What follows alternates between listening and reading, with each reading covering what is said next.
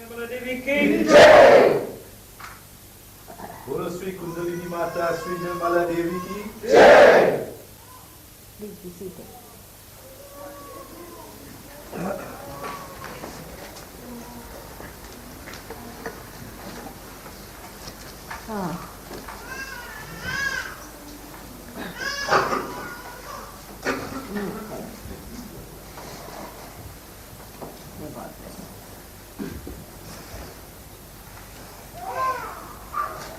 Okay.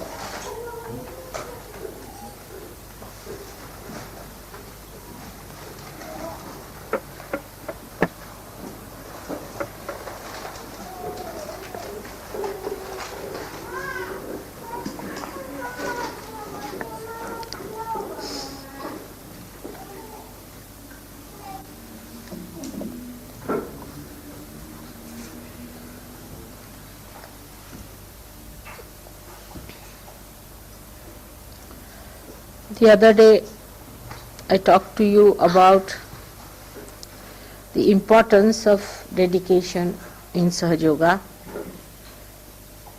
and the devotion that one should have. Actually, when we are close to the mountain, we can't see much of it. And that's why we don't realize the volume that is so close to us, the greatness that is facing us.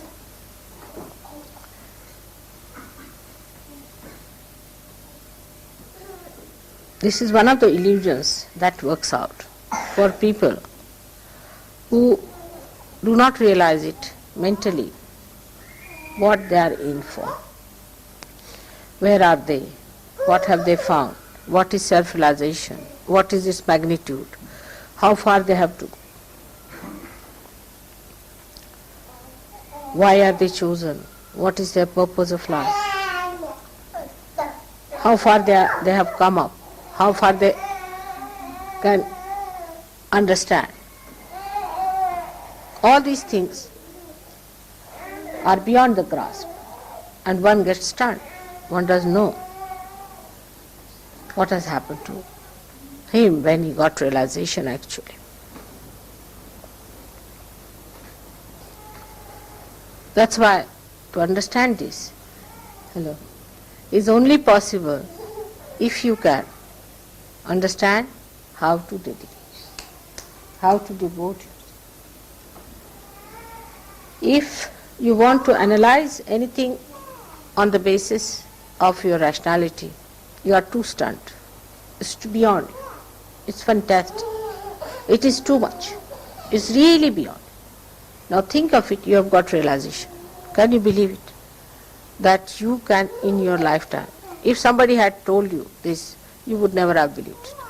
That how can you get your realization in this earth? Of course you are seeking, because people were saying you have to seek, also you felt you have to seek. But you never thought that this will materialize like this, that you will get your realization. Then after getting realization, you could not feel what it was. As if you have dropped into the ocean and you don't know what is the dimension of this ocean. How far you have gone into it. What is it? Where are we? What is our purpose? To add up to all the mess, we become thoughtless. So you cannot even find out as to rationally what it is. So the immensity of this experience, the glory of your mother's coming, or the precious gift of your self-realization, nothing can be realized through your understanding. Try to think. What have you got? Can you measure it with your understanding? Can you understand what has happened? No, you cannot. Because rationality cannot give you the dimensions into which you have fallen. The rationality is actually broken up. There is no rationality left now anymore to even communicate as to what you have been seeking and where have you landed? So the only method you have got now, or only way is left to you, for a drop which has become an ocean, is to dissolve more in the ocean, so that you feel the ocean at least, and to communicate with other drops in such a way that you know the whole through all of them.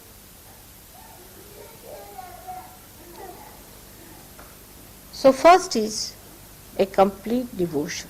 It's very important.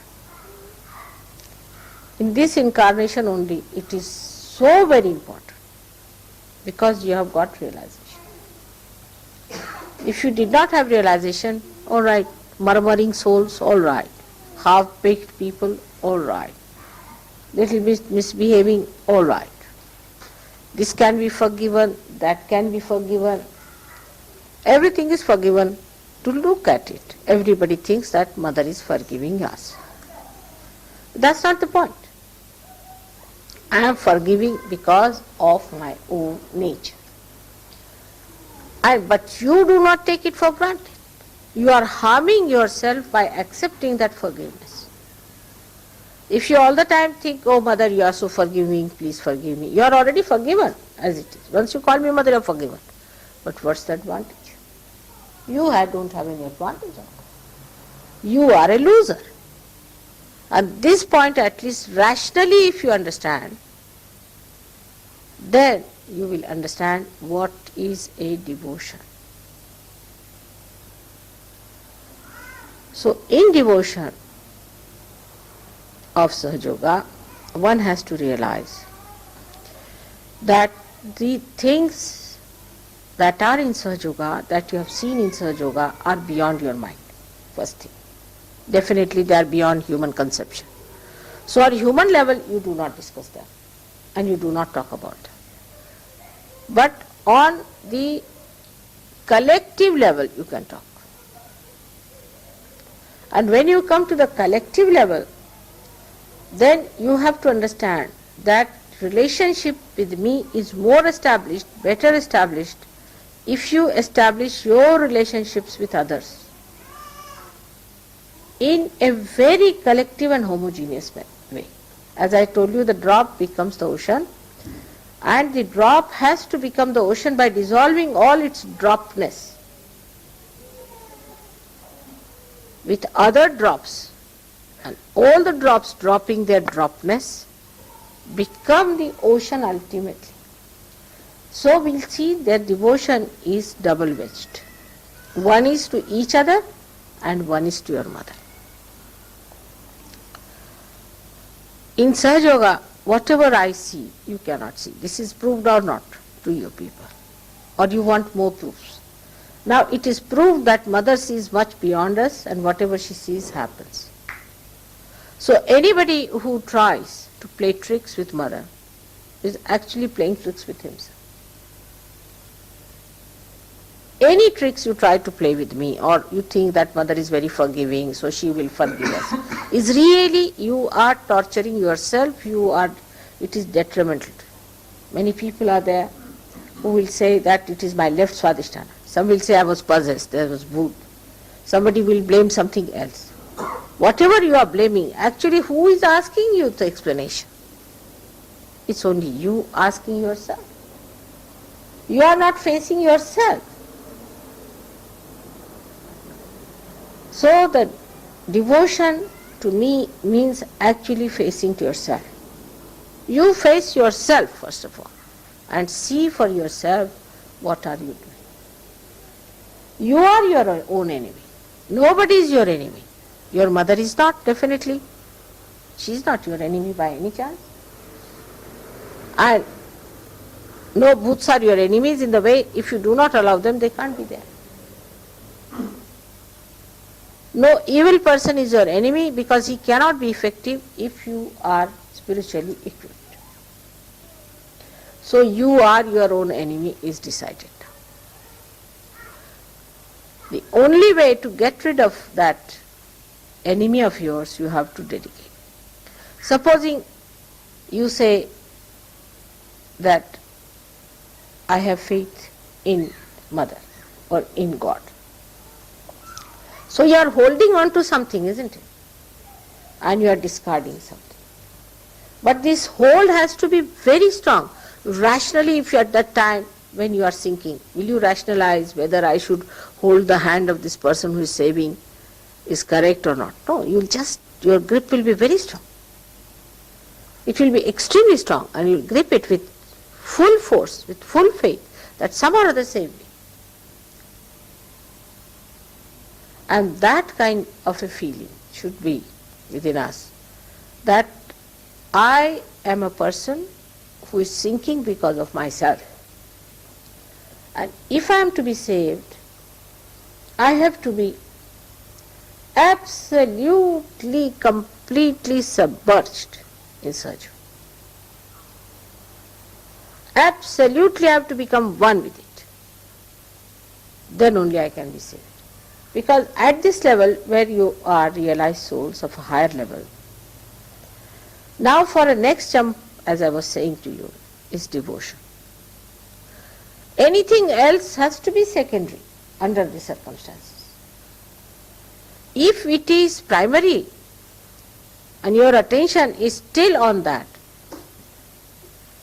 then you cannot have this second jump. First jump you have already done, you have got your realization. But from first jump to second jump, you worked hard, you have come to the second jump. In the second jump, you have to face it up.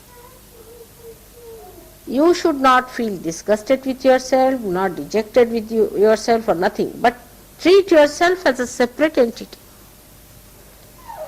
And dedication is actually turning back to yourself and looking forward towards the divine personality in you.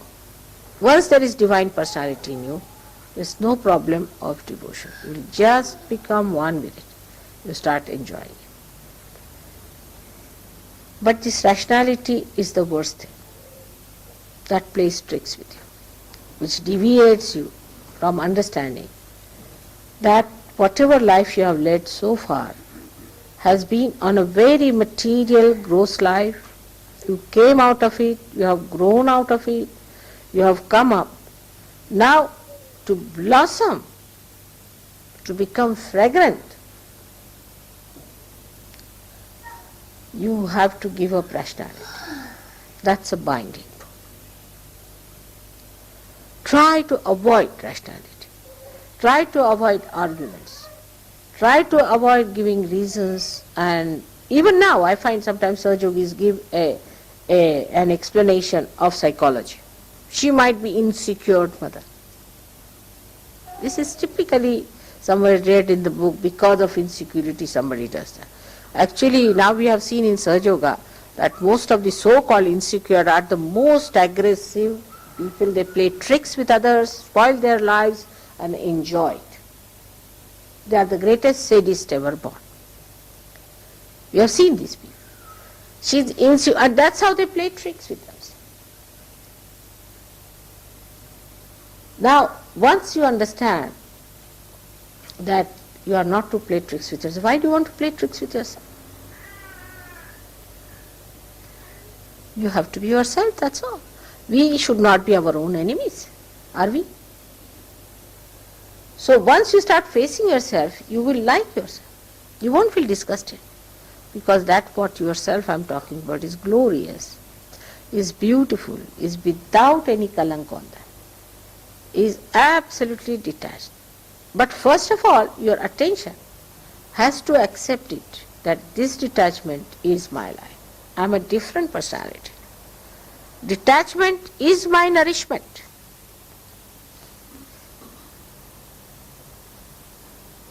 Detach yourself. One gentleman came to see me in my house. I had a very beautiful lamp and he liked it. I said, "You have it?" He was so amazed. See? His wife telephoned to me, "How could it be? How could you give away such a nice lamp?" I said, "What's that? Am I going to carry it with me when I die?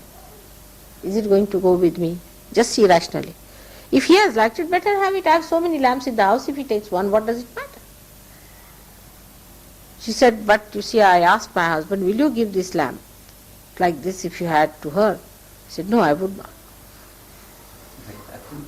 I would not, he said. He was very honest. He said, "I would not." But still I can't understand why not. So, till the last end we are holding on to something very little there. This even a little bit is holding the sari. You know that. That can hold the whole sari. Even a little bit is attaching to the sari. The sari can be held back. The whole thing you can hold it with one little pin. All these small pins that are there, the hangs up, are to be denied, to be seen, going further. Look at yourself. Oh, that's Mr. Ego. All right, now, deceit, let me see. How do you go back? To see all those things. You see, as a play, you should see yourself. And then play tricks with your ego and superego. Actually, they're playing tricks with you. Once you are a master, you play tricks with them. So many times I've said so many things, and they are again, then after some time people start talking about it. Within 1 or 2 months after that, it comes as a scientific proof or things like that. You have seen that many a times it has happened. Now when I say something, I'm sure about it. What I say, I never say anything but the truth. I know that I'm saying only the truth. But I do not go inside and find out whether it is the truth or not. I don't read a book to find out. I don't ask you. I have faith in myself, full faith in myself. Whatever I say is the truth. I know for definite that whatever I say comes out truth. But that's not your case. That's not your case, that whatever you say is the truth. So first you have to establish the state that whatever I say will be the truth. Now how do you do it? The tongue should be such that whatever you say should be the truth. Ultimately it will come out as truth. And that is why the dedication should be there. What dedication? Why should I tell lies?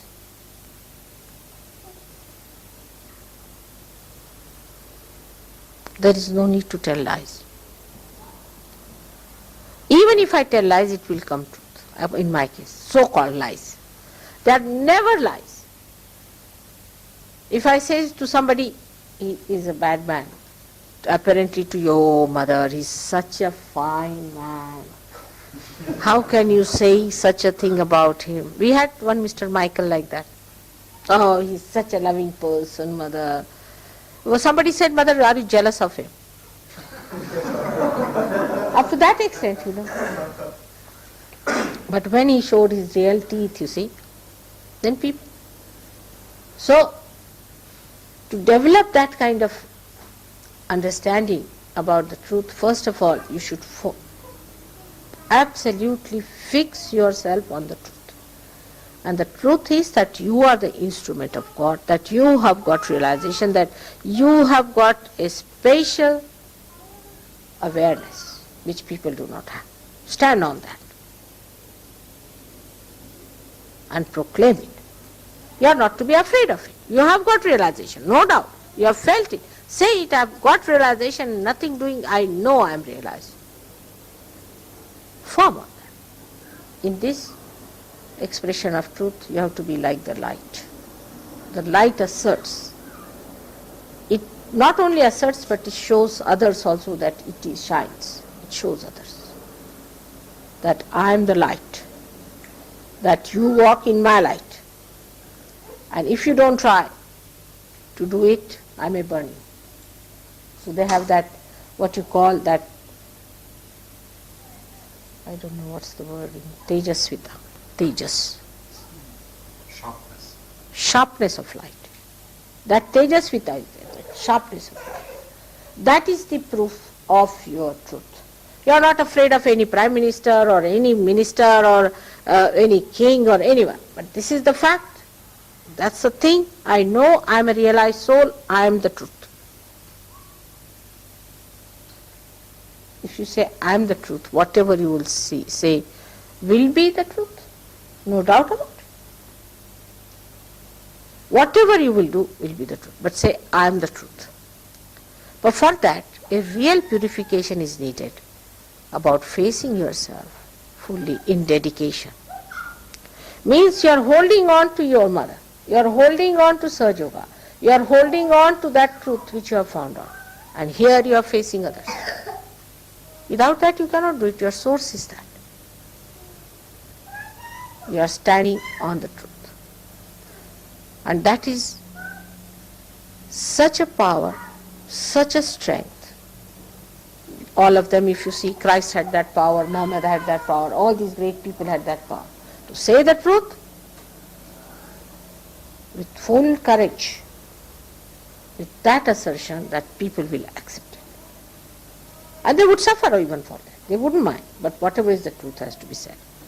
That's the first point, what should know about dedication, that you are dedicated fully, that you are not afraid of anyone. You are not worried about your losses. Some people have lost their heads also, completely cut their heads. People have tortured them. Some people have been taken away all their money, have been tortured in every way. But they thought this was the truth, they stood by it. Some of them were stupid fools, they stood for something that was not truth. They did. But now you know that you are standing on the truth, and for that you should be willing to sacrifice anything, so-called sacrifice, because you are not sacrificing the truth.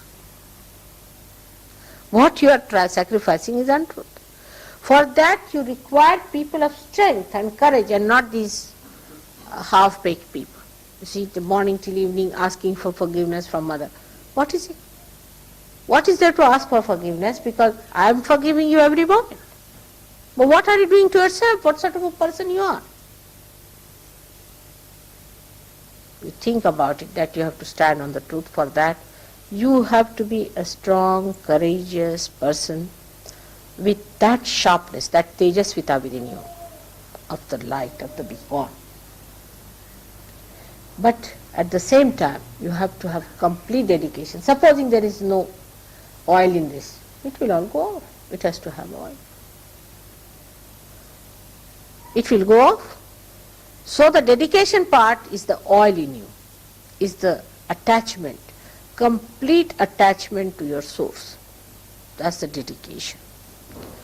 But that dedication should not give you any other ideas but of a light which shines, which corrects others, guides the path of other people. If that is not so, then the source that you are tapping is not coming to you fully, and that your light is not burning properly. So, into dedication when you go,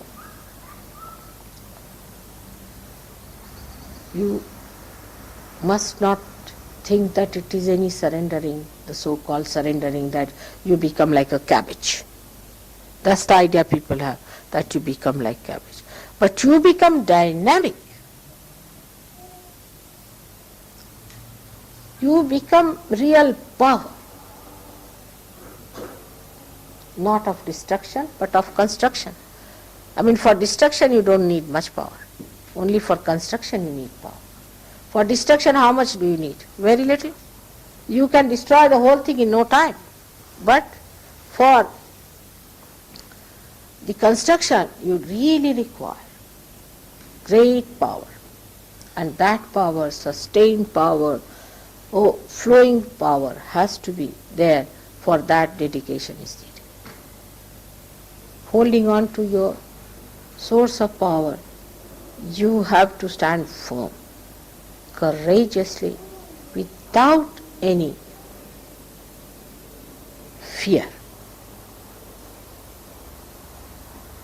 That's the truth. That's the truth you have to achieve. That's very important. But this is only one side of the story. That's not sufficient. Just being the truth, the aspect of one side is there. But the other side of it is that when this source comes to you, you become the compassion. The truth and the compassion are one thing. You won't believe, but it is so. Like the wick and the oil combine to form the light. It is the burning of the oil gives you the light. In the same way, the compassion gives you the truth. There's no difference whatsoever. Only the state is different. That you cannot see the light, which is oil, and oil, which is burning. So compassion is the one which is the source as well as your store. So from the source of compassion, you get your compassion. You see, I have seen people, they want to have compassion from me. They want that I should love them. But reflect it back. Do they love others like that? I have known people, they have, say for one person, says harsh things to other, and comes and asks me, Mother, forgive me for that. Or does something harsh just for the whim of the mind. Mother, forgive me. But when you ask for that, I would like to know, have you given compassion to another person? Even after getting forgiveness from me, that source of forgiveness, that source of compassion, have you given compassion to others? Have you been compassionate to others? You see, it should not be one-sided. If you are taking the advantage of my compassion, it should not be one-sided, that you use it for your own benefit and forget about it. Then you will never grow. You will never grow. If you have to grow, then you must store that compassion within. Whatever compassion I have given you, love I have given you, you must store that within. And give that back to others. Otherwise, you will be finished. You will be nowhere. It's the growth which is sustained only, not only by sucking from one side, but by giving to others. Otherwise, you will be stagnated. There has to be outflow. But that is a very hard thing, because people are very good at taking compassion from others. Or even if they are compassionate, they will be mostly compassionate to people who are, say, in, say, Vietnam, not in the ashram. They are more worried about Vietnam people, you know. Oh, Mother, we are worried about Vietnam people, we are collecting money for them, we are trying to send money to Vietnam, and here among ashramites, fighting. This is not compassion by any chance. Sahaja Yogis among themselves are a different race, and they are to support each other all the time and look after them. When I find Sahaja Yogis criticizing Sahaja Yogis, I am amazed. I am really amazed. Because you are part and parcel of the same. How can you criticize one eye criticizing another person? I just can't understand. I can criticize, all right. But why should you? Why should you criticize each other? Only thing that you have to do is to love each other. Christ has said it thrice. I must have said it 108 times already. That you have to love each other. That is the only way you are expressing compassion. If I have given you any love any time, you have to have patience with others, love for others. I sometimes try to coax people, and I find that people immediately come out with some sort of a criticism of others or something like that. Now the basic thing is that our compassion, if that is flowing, then only we can get compassion from others. There is no place anymore. I have done too much compassion business. And what I find that now, unless and until you flow it, how am I to give you compassion? I mean, there is no space left now. So better give it away, empty yourself a little bit, then I can give you more compassion.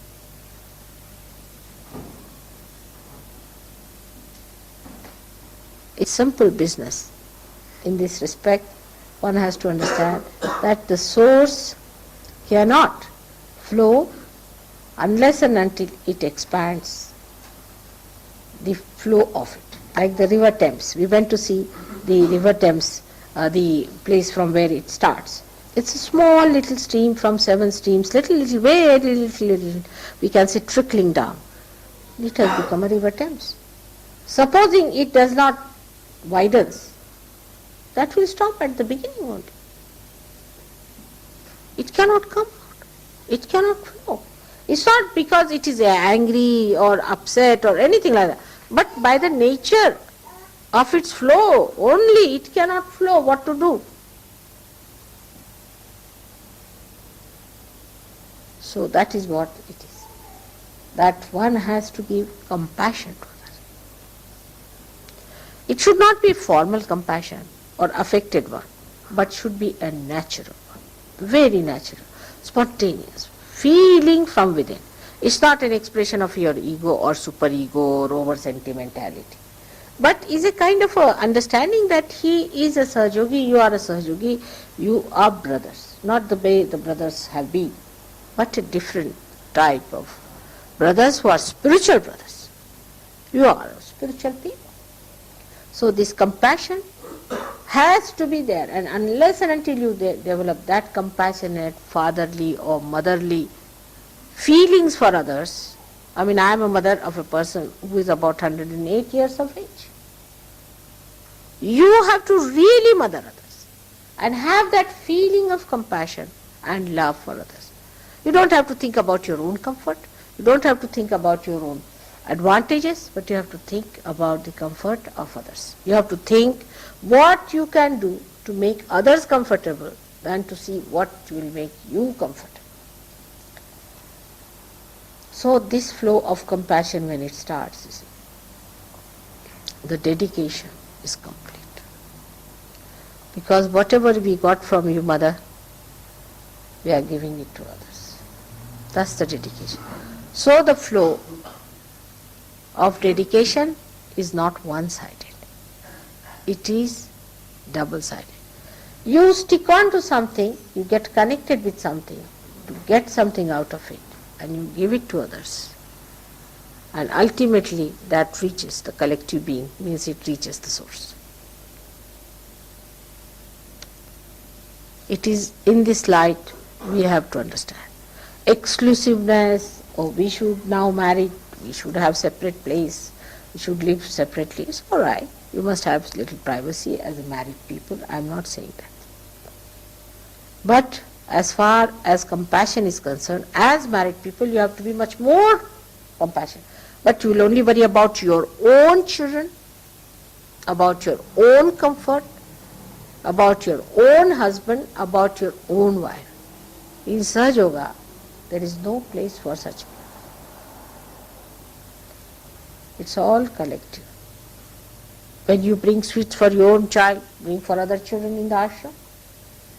You are one family, and all the family has to move with the same waves. I had told you before that we cannot have separate food arrangements, separate this and separate that. And in the same way, we cannot have separate standards of living for different people. We all have to enjoy whatever is enjoyed by all of you. That should be so. And that should be achieved on material level. On emotional level, any marriage which is absurd, which makes everyone unhappy, is useless. But marriages are made to make everyone happy. So before you decide to marry, think that you are not playing tricks. Playing tricks in Sahaja Yoga is very, very dangerous. You are not playing tricks with your marriages. You are not trying to involve somebody else thinking that Mother will forgive you and all that. I will forgive, but your assent is difficult. So don't try to play tricks with anything that you have been doing before, but change yourself completely, transform yourself completely. Now you change your attitude towards life, you can, because it is changed already. If you try to be the other person, you cannot. Now you have become a flower, now you can't become suddenly the leaf. Now you are a flower, and you have to live like a flower. And that's what you have to remember, that compassion is such an outflow, is such a natural thing for a Sahaja Yogi. It's not natural for anybody else. Other people who talk of compassion or this and that are not at all compassionate. They are doing it for money, they are doing it for position, they are doing it for ego satisfaction. But you are having compassion because you have to have it, jolly well.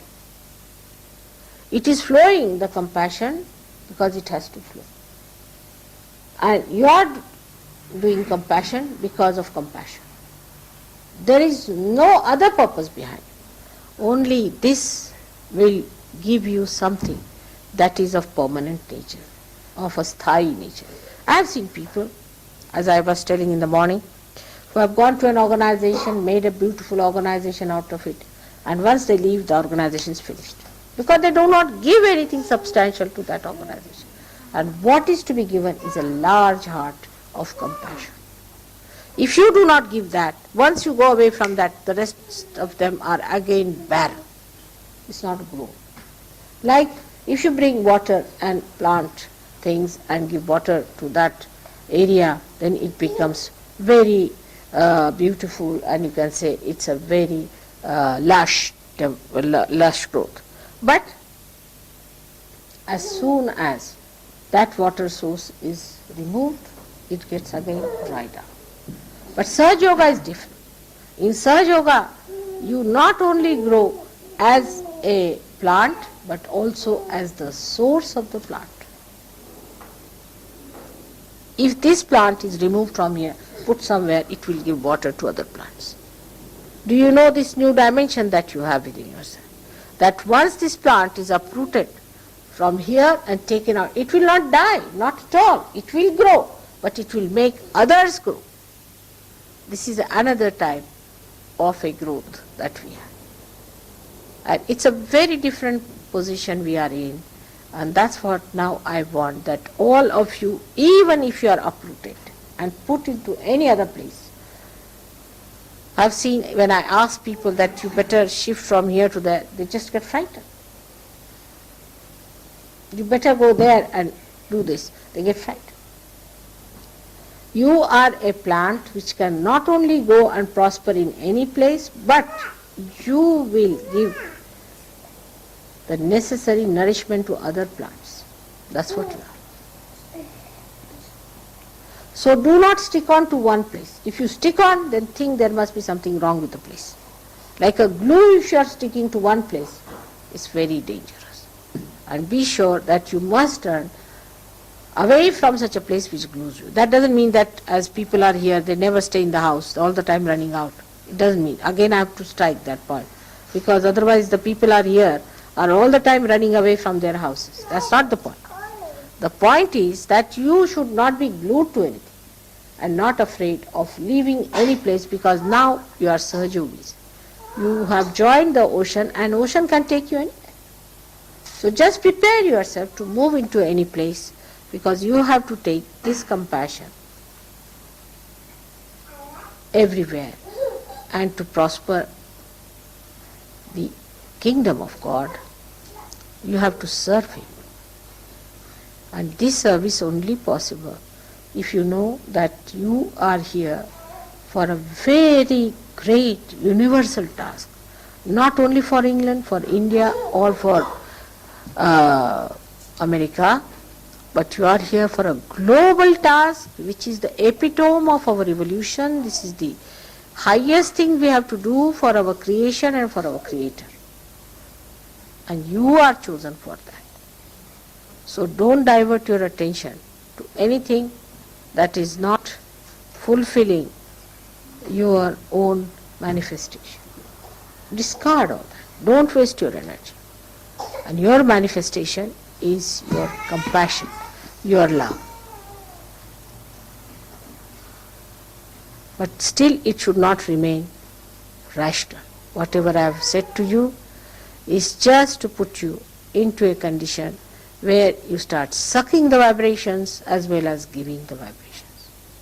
It is an action which is a happening that should take place within you. It's not rationality, it's not thinking about it. Only by saying these things I really stun your thinking. You should allow this to happen to you just with the vibratory awareness. You should judge yourself. Am I the one who is giving vibrations to others? Am I the one who has stored these vibrations, or am I getting ruined? All this will give you a great meaning and an employment, as I said, employed by God. If you have any questions, ask me.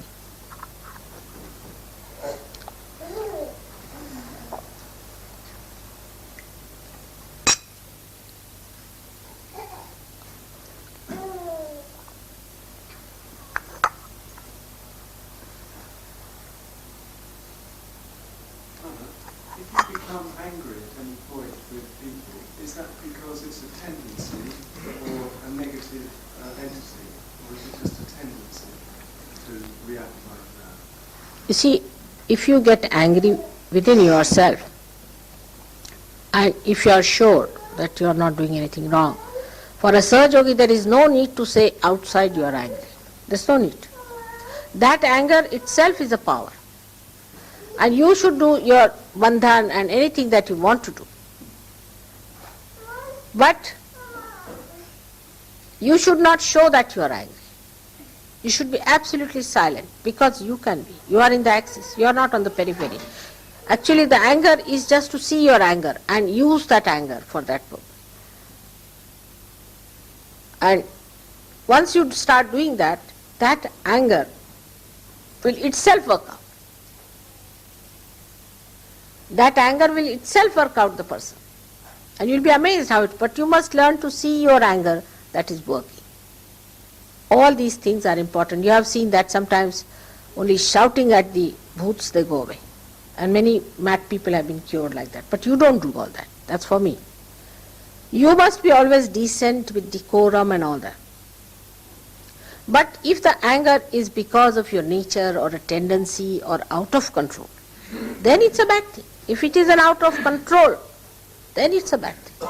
If you get into a temper because it is out of control, then it's a bad thing. I can get very angry, but I am completely under control. I know why I am angry, where the bhoot is, how he is running away, I can see it. But you can't see the bhoot, you can't see anything. So there is no need for you to get angry, show temper. But if you have an anger, say for example, which makes you uncontrollable, then there is a mantra for that. Shanti. Ya Devi sarvabhuteshu shanti rupena samsita. You must ask for that bliss, for that peace. This is a mantra for you. For controlling your temper, you have to tell yourself, Ya Devi sarvabhuteshu shanti rupena samsita. So Shanti is the point, the axis point is that. From where you witness everything, you are in Shanti, you are in complete, you are not in a turmoil, even if you are angry. You are not in a turmoil. Whatever is angry is the power, and the power is taking charge. But unless and until that is achieved, what you have to do is to put yourself in a position that you are peaceful. So I think that's a very good mantra, is to say, Ya Devi sarvabhuteshu shanti rupena samsthita. Can you say that? Ya Devi sarvabhuteshu shanti rupena samsthita. Namaste, namaste, namaste, namo namah. So the Shanti is your fort. But peacefulness never means cowardice. Never call cowardice as peace. A person who is peaceful is never coward, because nothing can transgress it. Nothing can overpower it. It is never possible that cowardice and peace can go together. But your power is inside, not outside. So you don't show your power of your anger outside. But just a little anger with anybody, you will see it will work out.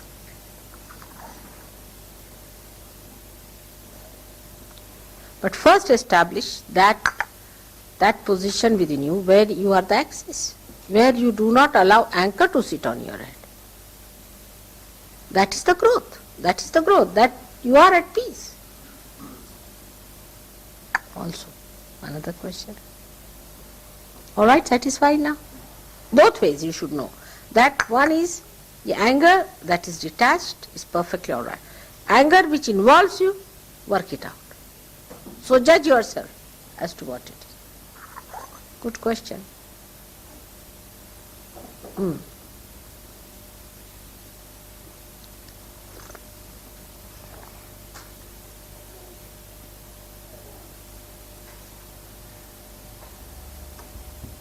Now some questions. When such intellectuals were sitting here, ask me some questions. What is that? What are your plans to spread Huh? yoga in larger scale? What are my plans? I don't plan. You see, I don't plan because I don't know how far my instruments are ready. You see, first now my only plans, if I have any, is to really prepare my weapons all right. Once they are done, then we'll fix them up. You see, unless and until you know how far your bomb can fall, how can you plan it? So first of all, I must measure up the power of my children, how powerful they are. That's what I'm trying to do now, is to make them aware of their powers, to use. Like you see Hanumana, when he was born and when he grew up, he forgot that time.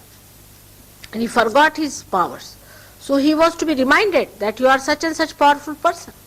You don't know what your powers are. You ate off the whole of Surya. This you did in your childhood. You are born with this power. But now, after growing, you are rather be sort of forgotten it, and also you were afraid of using them, and it's sort of looks like in a dominant position. But it is there. If you just try to remember them, it will come. They have tremendous power, these people have tremendous power, but they have to assume and stand on that. If they do not do it, you see, if I tell them now, go to this house, oh mother, there may be a bhoot there sitting.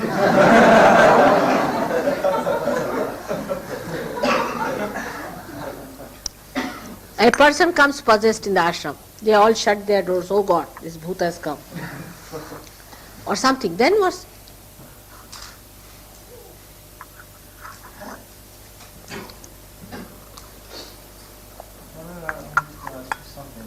How can we deal with, you see, there is one problem, and one big problem in Sahaja Yoga. It's those who are devoted to you at the expense of others. Those who are devoted to me? Those who use the excuse of their devotion to you, Mother, sometimes to oppress others. They are what? Sometimes people use their devotion to you at the expense of others, you know. Then again the same thing, Jamail, is the same thing. Is, you see, it is, you have to do it. All those who are doing that way. I am just pointing out to all those. If you are using, say, your devotion to me for the oppressing of others, all right? So it is for you to see. There is nobody who can be oppressed, because your spirit cannot be oppressed. Say there is X and Y. Now Y is a person who is trying to oppress X, all right? What will you oppress? He can't oppress his spirit, can he? First point, clear. Now, this fellow, if he has to have attachment to me, nobody can stop him. That is all. You all have direct relationship, not through anyone. If you want to accept somebody's agency, then I can't help you. But otherwise, you all have a direct access to me. You all can grow your spirits. Nobody can dominate you. Everyone has complete freedom to grow their spirit, to know their spirit, I mean to say. And the spirit is something cannot be dominated by you. Now supposing somebody tries to oppress you. What will they oppress you in which way? They'll say, all right, we'll not have this carpet, we'll have that carpet, or have it. Somebody will say, I'll jump in the sea, jump. Just now you jump. What will they oppress you in? You see, just see that. Not in your spiritual growth. Can they? And that's how the problem starts. You see, in material things, say in an ashram now, somebody says, all right, we would like to have a photograph of Mother put there. The other will say, no, we are going to have it there. Whether you put it here or there, makes no difference, my photograph is going to work. Even in puja matters I have seen, people will say that no, mother is sitting there, don't put your feet towards the mother. It's a common thing, everybody knows should not put it. But still they will say, no, we want to put it. All right, let them put it. Next time they will not, because they will know it is wrong. They will find out. So, you see, nobody can oppress anyone. I am here to correct. Once you understand that you are not perfect, the other is not perfect. We are all perfecting ourselves. We are all coming up. Mother is there to look after us.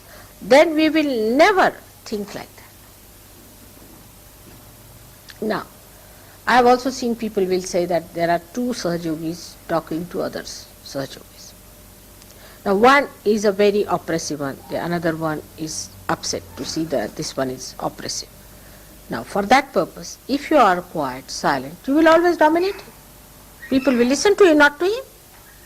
But even if you start saying, oh, you don't say like that in this, they will think these are fighting cocks. Then at that time, your wiser this thing will even give him a chance to understand. But what happens, one person dominates, another tries to dominate them by outward things. And the whole show is over.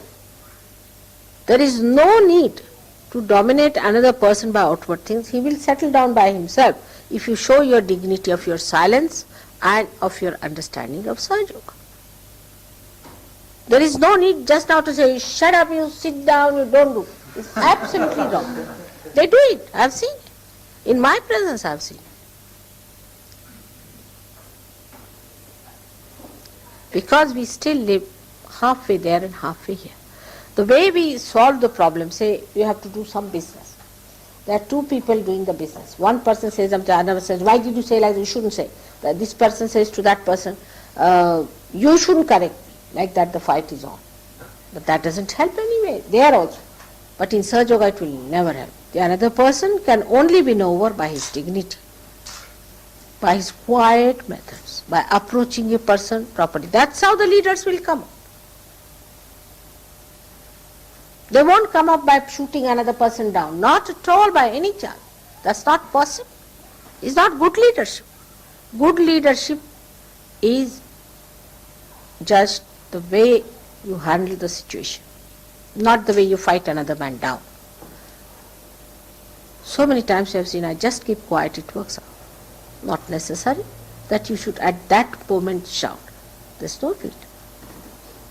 And it creates a very bad impression and very bad leadership. First of all, you cannot be dominated. This is one fact, is it true? You can grow in your spirituality, whatever people may try to dominate in the worldly things. Thank God we don't have any organization. Thank God we don't have secretaries, assistant secretaries, under secretaries, by secretaries, upper secretaries, lower secretaries. We don't have any nonsense. Otherwise even that would have been dominating to people. Then they would have fought that. So we don't have that problem. We don't have any money problem because we don't have all these nonsensical ideas. I have solved these problems by having no institutions, no positions. Everybody has position. But the greatest position is of your spirit, which you establish. The attention is not there, it's more ego-oriented. The whole stuff is ego-oriented. You can't fight ego with ego. You cannot. You can only fight ego or superego with spirit. How much do I dominate you? I absorb all your aggression also.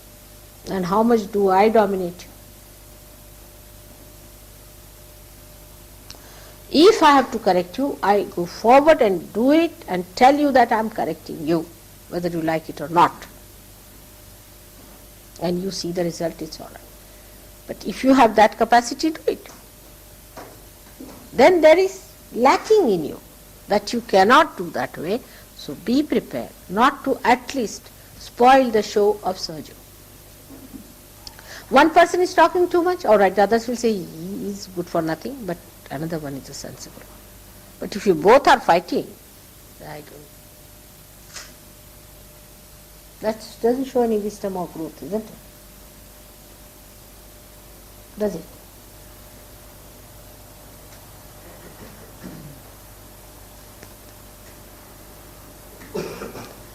Those who think that by dominating in small things you are going to achieve anything are wrong.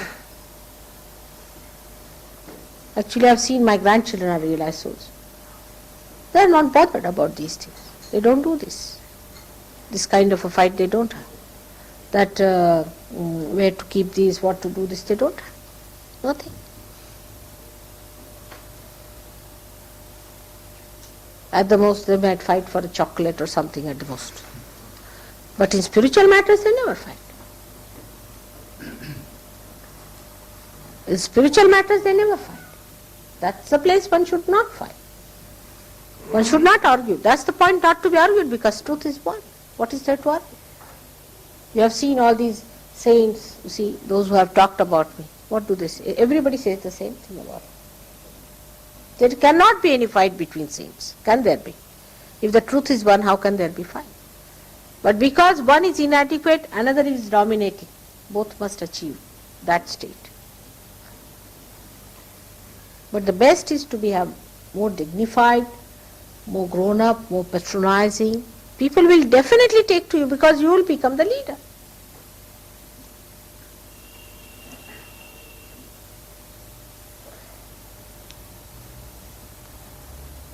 Arguments are not going to lead you anywhere, I can tell you this much.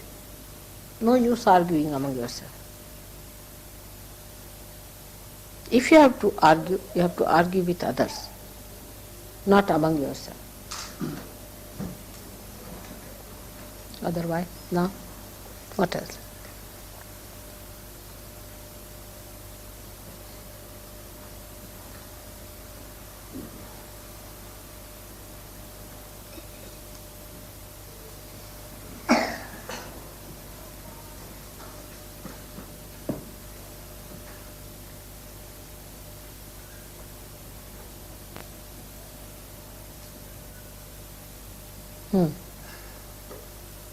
What is the thing?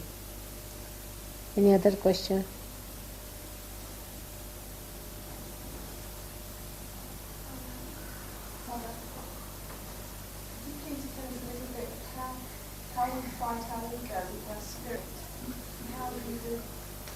How do we fight the ego? See, you should never fight ego. If you try to fight it, it will sit more on your head. That's not the way to fight it. That there is ego and you fight your ego, oh yeah, I'm going to box you, then it will grow more. See, the more you box it, the more it will grow. Never fight your ego. Only way is to see it. Your attention is very important. Your attention is now enlightened. Whatever you see, it comes to its right side. It comes to its right side. Size. Say ego, if it is overgrown, you just watch your ego. Best is to watch yourself in the mirror and you say, oh Mr. Ego, how do you do?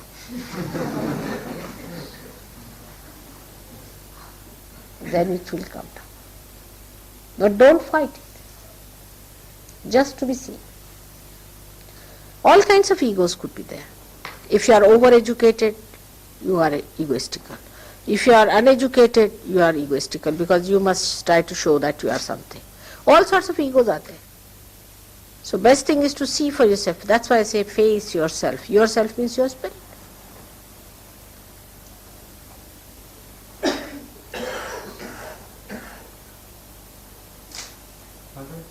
That goes the same for the superego.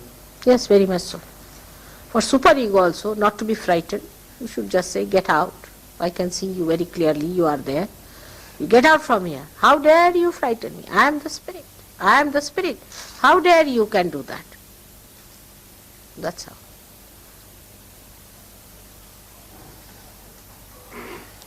You see, ego makes you idiotic. Absolutely. Ego makes you idiotic. Makes an idiot out of you. Absolutely. And the superego makes you a coward. It makes you a coward. Now, how to fight it? I am not going to be an idiot. If you say that, ego will go away. If you want to be an idiot, then he will be there. to help you. If you want to be an idiot, all right, call Mr. Ego. You'll become an idiot. Straightforward. The easiest way, if you want to become an idiot, simple thing is to call the ego. You come, Mr. Ego, and settle down in me, and immediately, this is a very simple composition. And superego, if you are a coward, then it sits on your head. Say, I am not going to be ham ksham, as I told you, the mantra on the agya. Either you have to say, I am. The other, I say, I forgive you.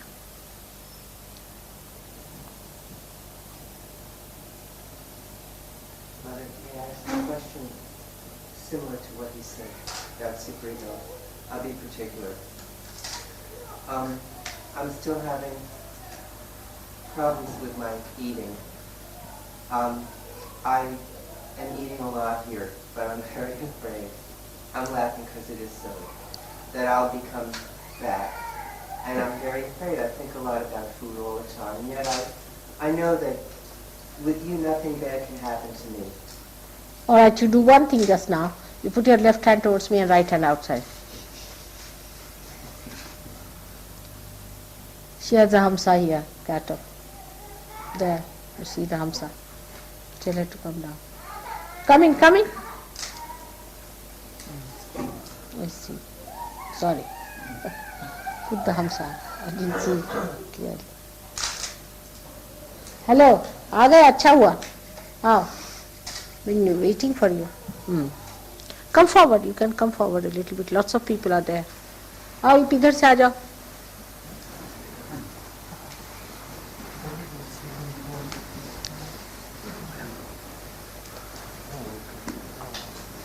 What's the time? चले आप. हाँ? Past 9:50. Shall I do it then? Yes.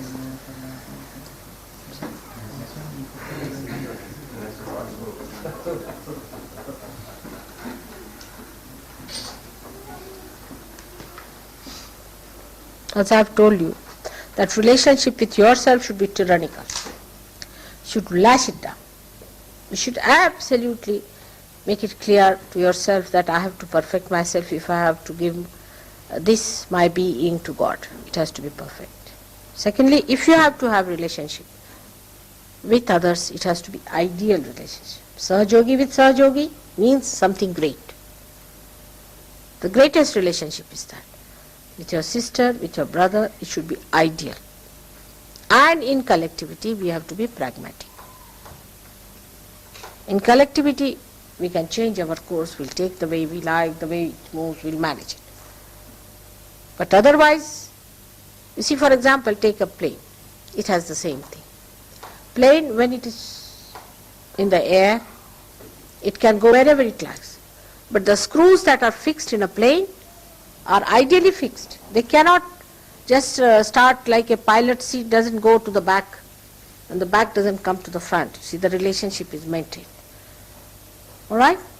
And the screws which are made or anything that is made is perfect. But the aeroplane is not fixed. Aeroplane can go southward, northward, anywhere it wants to. Only the things that are in it are correlated with each other in such proportion that they cannot budge from their ideal positions. I am giving this example because you are here. You will understand it better now. And these things that you have produced are themselves are perfect. If they are imperfect, there will be a problem.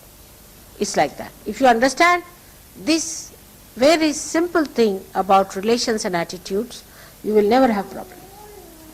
Your relationship with a Sahajogi has to be absolutely ideal relationship. Otherwise some screw is loose. Try to make it ideal. Say there's one person. You find the person is too egoistical or something. Try to see what's wrong with you, first of all. Am I perfect? Am I all right? Or am I equally dominating? Am I equally egoistical? All right. If I am, then I better correct myself. But if I am not, if I am a good person, that way I am not dominating, then I should try to bring down his ego by making sweet things to him, making nice relationship with him. Try to be kind to him so that his ego comes down. Manage. somehow or other to establish ideal relationship. It's absolutely simple. I mean, I don't understand what I have to tell in this thing. You know everything, that it has to be proper. Now see, the relationship between that and me has to be proper so that it doesn't burn me, isn't it? It's absolutely in lifetime also we have to do the same.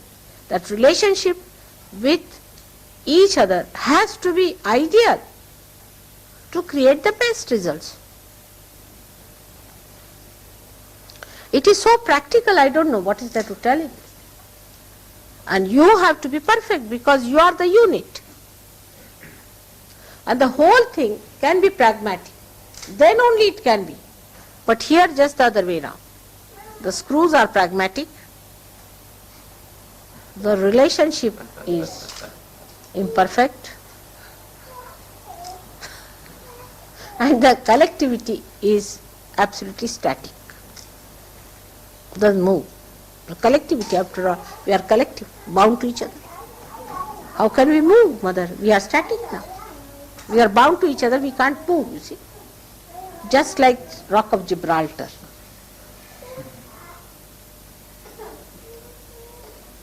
Now you being an aeronautic engineer, you should understand this better than anybody else, this example. What else is the question? How are you? All right? I'm asking.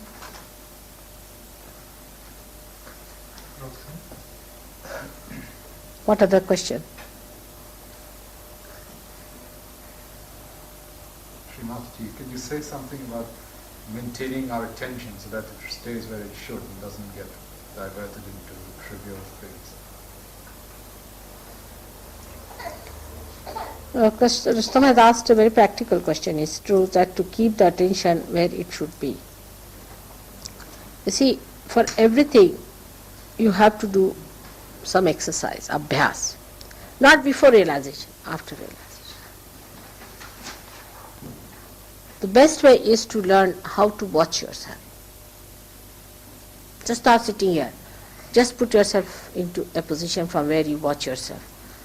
Now what am I doing?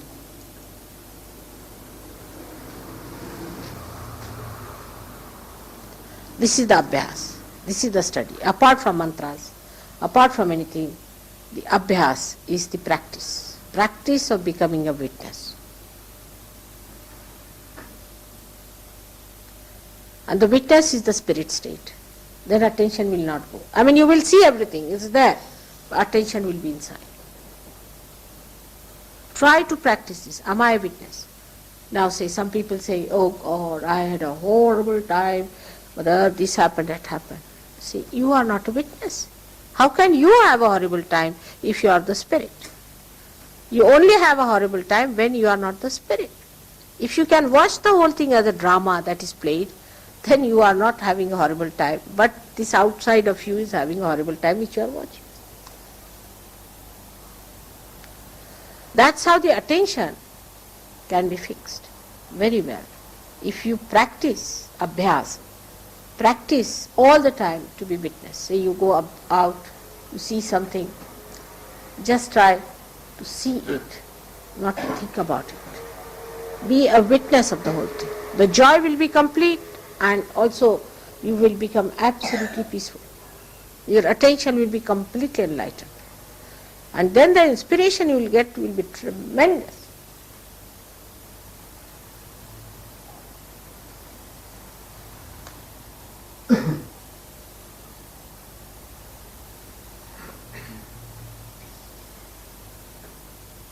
See, it's working out. Working out. Try to watch. And it has such a tremendous memory if you know how to watch.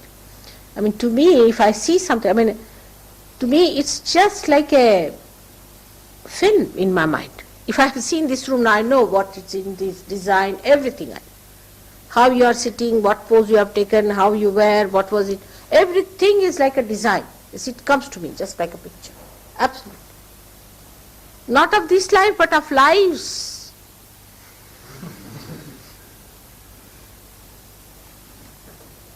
Because that's a recording system that records best.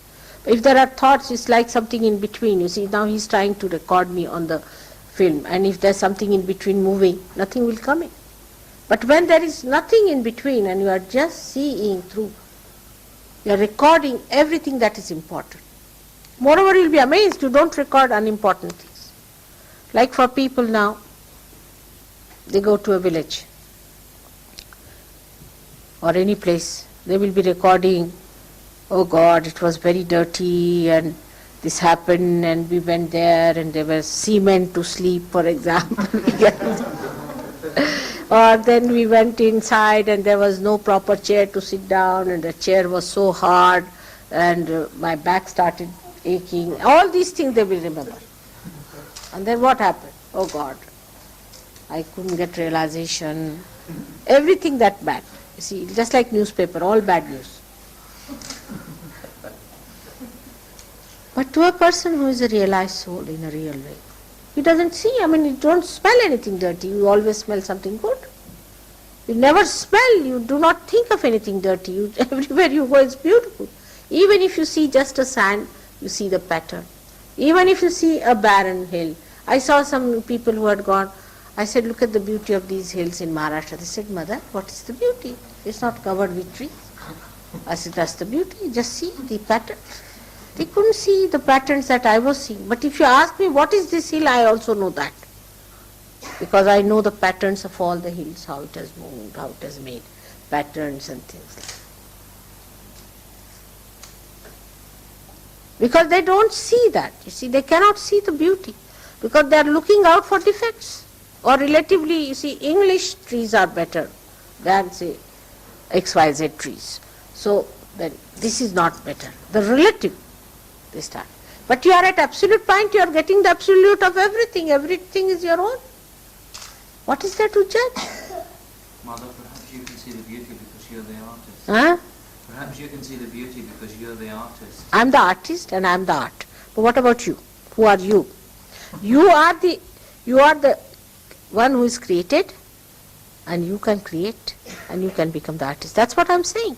That you are not only the light, but the light that will give light to others. And also you will sustain that light which you have given light. This is the difference now between you and other people. Not that only you will be an artist, but you will enjoy the art of the artist. This is what you have got. You don't know, you are not aware of your powers. It's a dynamic thing which has happened to you, which you should take to. But our attention is on from where the dirt is coming, where the filth is coming, where the ugliness is there. If your attention is on ugliness, people tell me this was ugly. I said, I didn't see. I just saw the way the elephant was standing, you see. The way he has pulled up his leg and he was raising his trunks. I never saw the dirt part of it. Where was it? At the back of it. I said, I never went on the back. If your attention is on even description of a person, ask a person how is he, little funny points will come to your head. Even the photographers I've seen, they will only take photograph when you are in a funny way. See, when your face is little turned round. It's a seeking after ugliness, seeking after mistakes, seeking after something wrong. All the time if you do like this, you cannot be a happy person. All the time to find out defects and faults and mistakes and dirt and ugliness. You are in for trouble. You are asking for it. Like a person was saying, there are 3-4 ditches in this place. I said, did you jump into one of them? Better jump in. So once for all, you don't see any other ditch. You don't see the plain grounds. You are just seeing the ditches for what? The same thing can look ugly to a person who is of that kind of an attitude, who wants to see everything ugly. Try your attitudes. Try to see good in others. Try to see, I'm not saying for other people, but I'm saying at least for Sahaja Yogis you can do it. Try to see good in them. What good they have done to Sahaja Yoga. what you owe to them, how to get along with them. Why not see the good of them? By giving them encouragement, by being good to them, you are helping Sahaja Yoga. But you want to help your ego because you are very wise. So then only, when by appreciating another person, only you have better relationship. This is a very simple fact. You see any film, there the two people are talking to each other as if they are barking at each other. What does it take to be kind, to be gentle, to say pleasant things? As soon as they will see a person, oh God, you have become very ugly. This is the best compliment.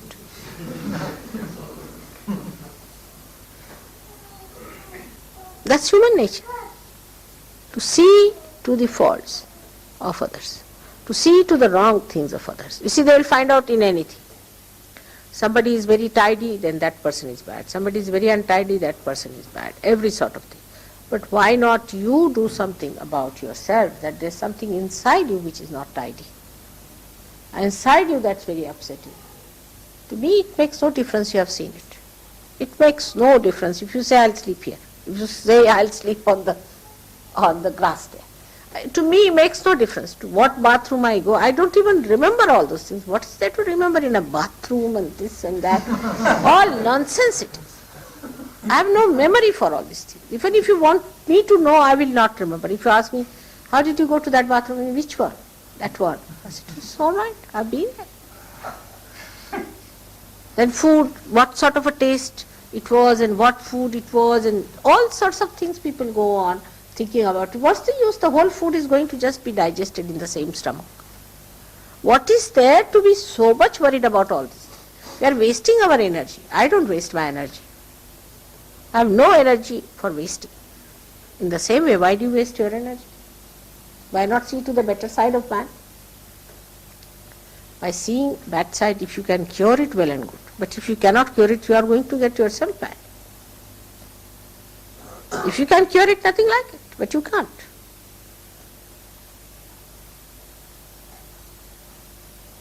Also always person says, I would not do that. But you would do something else that the other person would not do. When judging others, one has to know, one should judge oneself first of all. Because with what are you judging? With your ego or super ego?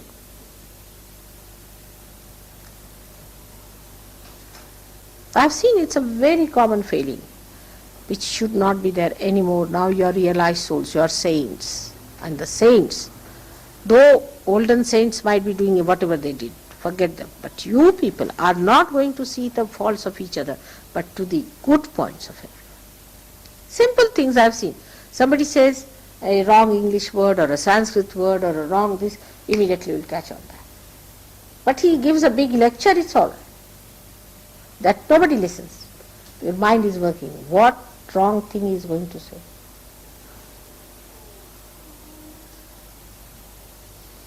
Attention should be onto what he said. So beautiful. And then you will develop an attitude, as mine is, you will never see to the defects of the place. No.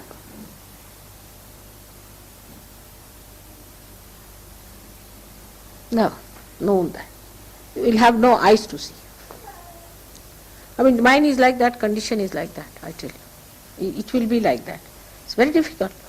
Like somebody says, you come and play those cards with stakes. I never remember. I'll always lose. So I said, what's the use of playing? I don't remember. See, everybody says you have so many brains otherwise. So can't you remember these 3 cards? I can't. Just my brain goes off. I put automatic. I don't know.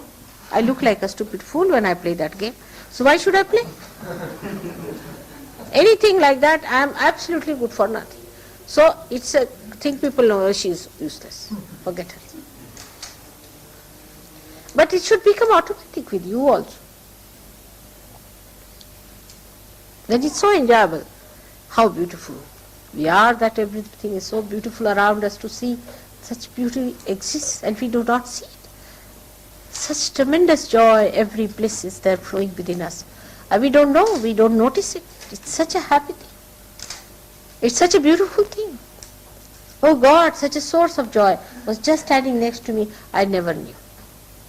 And just I turned round and saw that force. Turn round. Turn your back. All conditionings of yours, the ideas that you have. Do not pass judgment. First thing is. Great art critics and all that, please, I beg of you, that do not pass remarks at anything all the time. Is ego playing the trick. Just watch it, how it is making you feel that you are something very great. Be careful.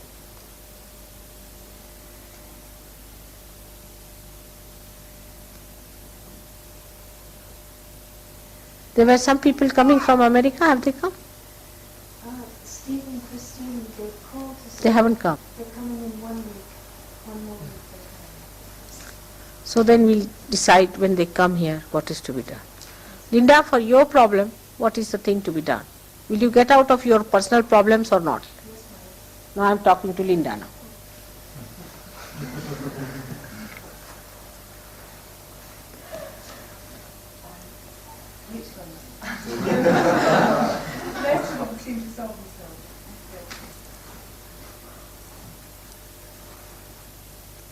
I would suggest you should stay with your mother. She needs you. She's an old woman. She needs you. You must serve her. There's nothing wrong in it. No. You are inadequate. Not that she's inadequate. You have to serve her. Give her love, affection. She's lonely. She behaves like that because she's lonely. You are inadequate. I wouldn't say to her anything. She never had love. And you are the only child she has. You should love her. Give her more love, more affection. And also what she says about Peter, you should do that. We'll give her consolation. She's going crazy because of that. She's so disliked anything to do with Sahaja Yoga. Huh? Let her say. Her saying nothing matters. You see, that's not the thing. That's just an escape. Because you are crazy, that's why she thinks like that. I know that. I don't blame her. But you should establish yourself with more patience, with more love and affection. She said, do 100 times Sahaja Yoga. How has she changed her attitude? Because when you went there, you went crazy. And you are quite crazy sometimes, I've seen. First of all, you must be a tidy person, neat person. You must look after her. You must take up her responsibility of looking after her. She's an old woman who has had no love all her life. What she wants is love. And as a child, daughter, you must give her love. Whatever she is, you can't leave her alone. If you give her love, I'm sure you can cure her. You take it up as a challenge and give her a bandhan. Everybody can give her a bandhan and put her right. You cannot be helpless like that to run away from your duties towards your mother. I will never allow you. You can go to Cheltenham, start a center there, attend it, do it. You have to. Do you want me to actually live with her? Huh? Do you want me to actually live with her? Should she live with her mother? Yes, of course. Why not? She is your own mother. She's not such a cruel woman. I don't think so. I've seen her. But you get crazy yourself. I know that. This is how you will test yourself. You should live with her. After all, she's so old now. What's her age? 64, 63. See now. At 63, if she's left alone in that house, what will she do?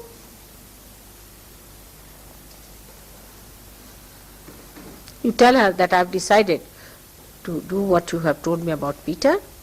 She hasn't really told me anything about Peter. Huh? She hasn't really told me anything about Peter. I've been doing most of the telling. All right, whatever it is. She's quite agreeable. She'll be all right. You see, you try to tell her these things. She'll be all right. You tell her, just like this, and now I'm going to look after you. You are very sick. You are not well. Take care. Did you talk to her kindly sometimes? No, you did not.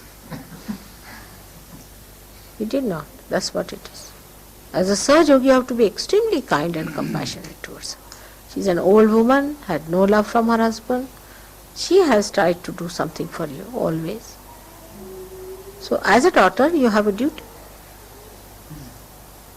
I'm very worried about Bumble because there's a sort of three-cornered arrangement which comes up. What happens about Bumble? Well, Rumble sort of finishes up in between me and her. It's But if you finish off from yourself, she won't be finishing off like that. See, why do you create a problem between you and her, first of all? There should be no gap. If there is no gap, then there won't be any problem. The problem is because you are a problem and she is a problem, so the child suffers. But if you just have nothing, if she tells, on the contrary, if a child tells anything about your mother, you should say, don't say like that to me, she is my mother. Tomorrow she will turn back and tell you that. Take it from her. She is much more sensible in this than you are. You should not tell her anything about your mother. You should say, she has been very kind to me and nice to me. If it is communicated to her, if through Bumble, things will be all right. See, how long is she going to live with this kind of life she has had? All right? Where are you going to try your Sahaja Yoga? If you can't try on your own mother? she won't have it. No, that's not the way. It's not outside, it is inside. I try and cook for her, and she won't eat what I cook. You don't have to do it outside. You have to do it inside with her. Be kind, be gentle, be of service. At the most she'll shout sometimes, doesn't matter. Forgive her. Forgive her. Mother, she has one thing which really worries me. She doesn't sleep at night. She wanders around talking to herself the whole time. She's done this pretty You see, successfully. it's all right. If she doesn't sleep, then you can say some mantras in your heart. You know there's a mantra of Nidra and all that. You put her left to the right, she'll sleep off. You do it all that. She'll sleep. You should say that, breathe 3 times heavily, you'll sleep off. And if you, when she's talking also, if you sleep off, she's not going to wake you up again. You just doze off there and she'll say, all right, you go and sleep now formally. It's very simple to fight out these things. I mean, she needs you very much. She can't sleep, just imagine. A mother can't sleep, how can you run away from her?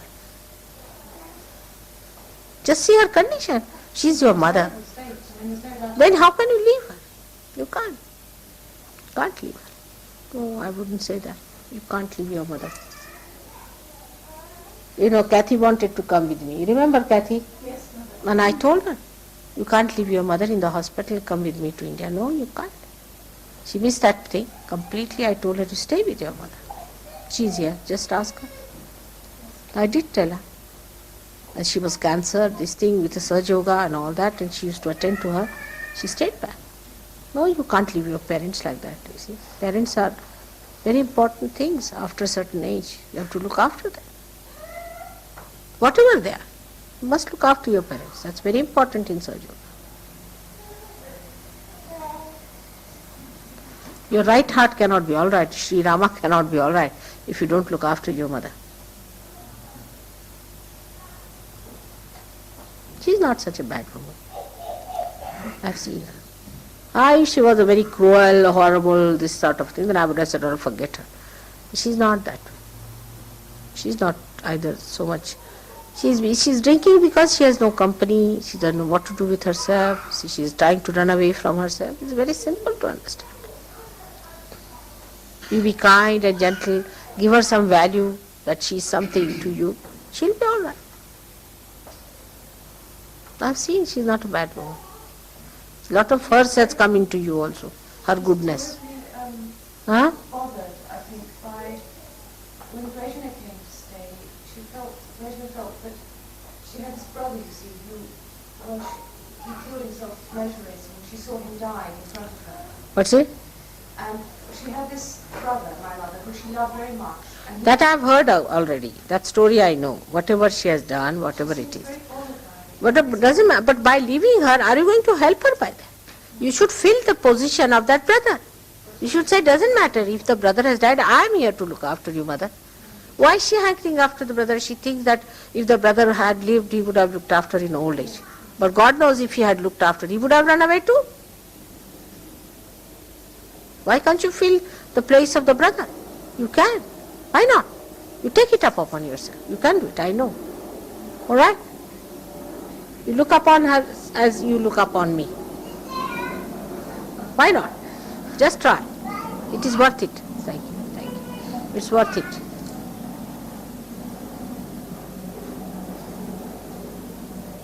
Be nice and gentle. Say nice things, pleasant things to her. Show interest in her life. Actually, you see, all this has come from the psychologist also. Horrible ones. No, they always suggest the mother did something. Everybody I saw, they said, my mother is like. I said, how can everybody's mother be so cruel? Could be some people's, but not everybody's. And also if they have deviated from right path, it is because they never got their love. They never got their place in life. See, the husbands must have ill-treated them, tortured their lives, and must have been after them. Or maybe they had some other problems from their parents or something. Everybody's mother has tortured. It's a psychology, I think. That way mother is in a way, always, if you look at her from a wrong angle, she will look like your enemy.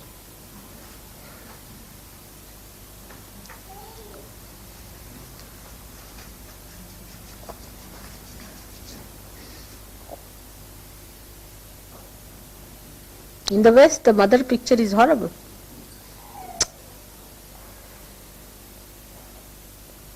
Also wars, things have come in that generation. People have been shattered of their values. All you must understand what kind of life this horrible Western society can give to women who are good. Good women are really tortured in this society. Only the smart ones and the ones who are very arrogant and who know how to put men right and women right in their places can exist. You see, this is what it is. It's a regular struggle here. Any good woman is tortured in this society. I mean, if she exists and she really lives, it's something surprising. Ask Maria, will tell you. You ask her. How they put them down, how they insult them, how, I mean, everybody has seen this happening here. But don't blame the mother all the time. At this stage, you must look after. So now what is next? So, could you marry me and my girlfriend sometime in the future? What's he? Marry him. Huh? So could Marry you him marry- and his girl. Who is your girlfriend? she's not here tonight. She's not a Sajogini. Come from Bedford. She's not from Bedford. Yes, she's sad here. She's Sajogini. So you want to have a marriage on Krishnashtami? Some of the marriage to be performed? Yes, sir. Now when is the Krishnashtami? Next Sunday.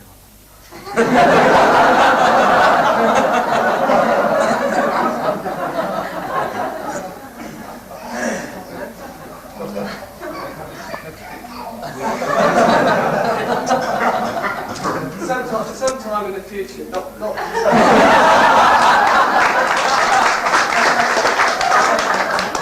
You see, the best place to get married is in India. Very easy, and you have a real feeling because you come on a horse and this and that, you see. But even if you want to have, in Krishnashtami day, I don't know if we can get really somebody to do it. If somebody we can get, we should do it.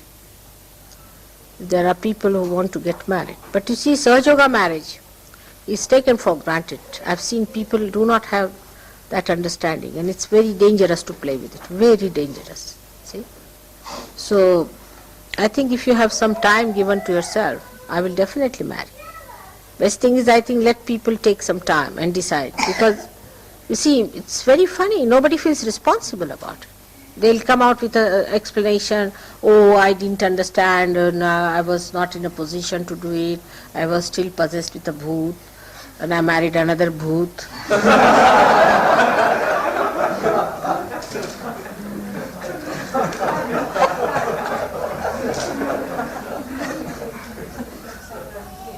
Yeah, I lived with her for 2 years. With her. Yes, with her. You see, you have given sufficient time now. But you see, one thing is, their living is in the West is simple, people. But if you tell them marriage, oh God, they go amok. They go amok. You see, if it's a marriage, ask David Prowl, he'll tell you.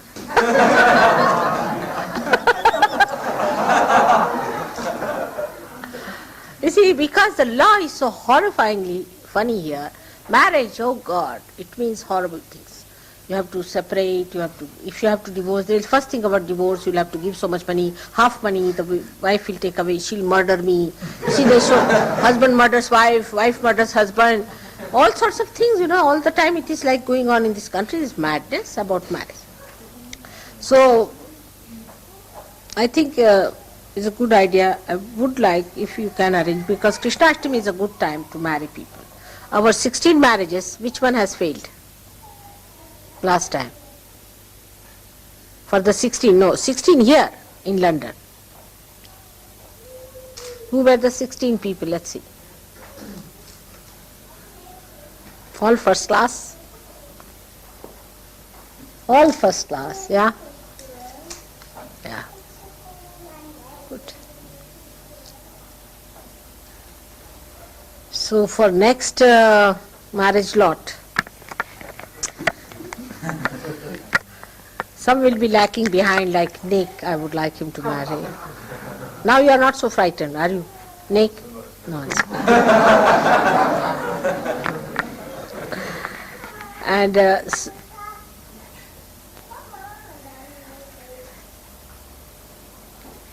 Dashera mein shaadi ho sakti. On the Dashera day we can have marriage. Dashera day. That's another day one can marry. Now Krishnashtami, Dashera day, of course after the Diwali, after the marriage of the Tulasi, then only people start. But Dashera day is very, very good. It's very auspicious. Dashera ke din ho sakte. So we'll have marriages on Dashera day. Till then, prepare people for marriage. All right? Dashera will be, say, about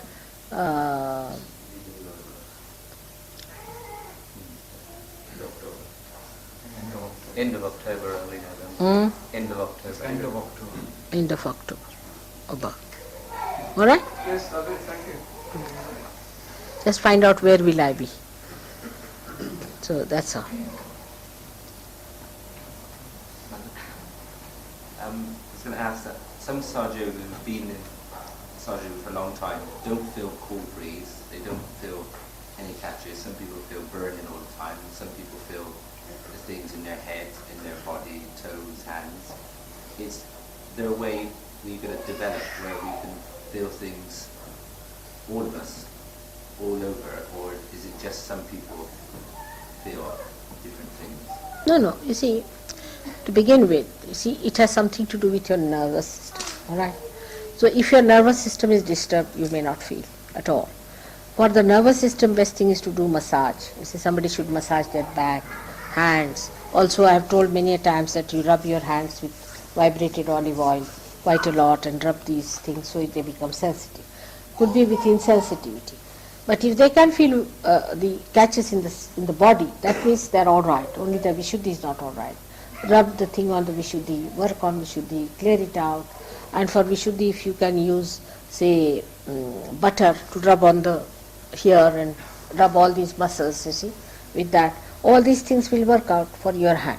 But supposing there's no cool breeze coming out of the head, possibly, then the realization yet not yet established. See, other people should say whether there's a cool breeze coming, because the person who is not realized may not feel it. Supposing he does not feel it, and you feel it, then he's realized, only thing his chakras are to be cleared out. It's a different category of people. Then there are some people whose kundalini has not risen, they are still Sahaja Yogis like that. Maybe. I don't know if there are any. Those people who are unmarried for long, they are very difficult people, because they never feel the cool breeze in the hand, quite a lot, like that. But it is not so. They are realized souls. In any case, they may not feel it, but they are realized souls, you see. Because a kind of a softness, a kind of a balance is developed after marriage, which is not there. And that's how some people don't feel it. There are various reasons. Some people who are ego-oriented more, they should turn their left to the right many a times. They should find out from the hands, you see. One hand is bigger, one hand is smaller. That means the left side, if it is smaller, that means you have to raise left to the right. You see, from the size of the hands and all that you can see. Putting one hand towards the photograph, another hand outside. Work it out in so many ways, because you have permutations and combinations of certain mistakes. But that doesn't mean you develop this left Vishuddhi by any chance, because that's the worst thing that can happen. If you develop the left Vishuddhi, then it's a very difficult situation. Now, for this kind of a thing, I think I'll give you a complete lecture on one day, complete, as to see what permutations and combinations of different chakras can create. All right? But symptoms are outside. The symptoms are mostly outside. There's no need to, from a personality you can see what it is he's catching. It's a very great problem with people, that they don't feel the vibrations. Some people just don't feel. How many there are like that, who never feel any vibrations? Never felt. Never. Raise your hand. I know, Kelly. Not never. And you have felt it sometime. All right. Mother, since I came to the ashram, my hands have been very hot all the time. Which But one? I feel the catches inside. But Both the hands are. What work you are doing in the ashram? not very much, Mother. All right. You had a left side catch. All right. You can see clearly. Your right hand is very shining. The left, there is a problem. You see, these fingers are not so shining as the things are. You had a left side problem, if you remember it. All right. So that's fighting. In the ashram, the vibrations are fighting. That's why I feel hot. There's nothing wrong with it. It will correct it. You will have cool breeze. Put your right hand always up and left hand towards me. It will correct. When did you come? Quando sei venuto? Sono venuto l'altro ieri, mercoledì.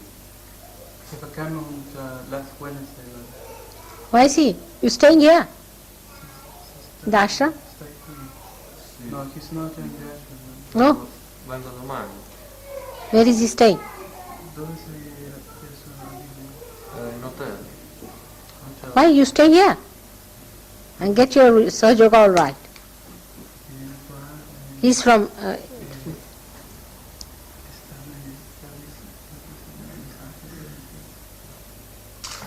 no, better. All right? He's coming tomorrow, Mother. All right. Good idea. आपका ठीक आ रहा है, vibration आ रहा है? चलो ठीक है. So now, can I go now? You should not feel you're sorry. This is Gavin's idea of a sari. What color is this?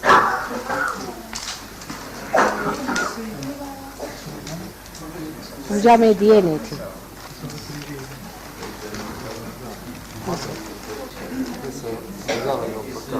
Oh, what a beautiful one. Where did you take this one?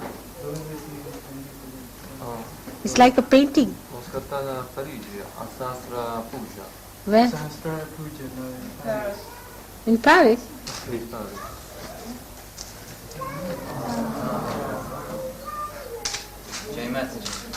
It's beautiful.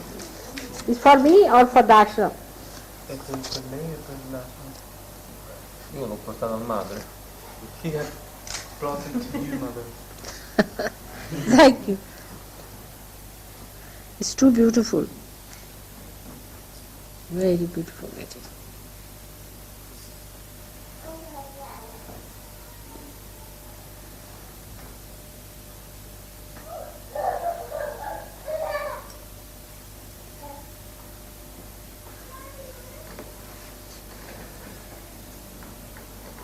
Thank you.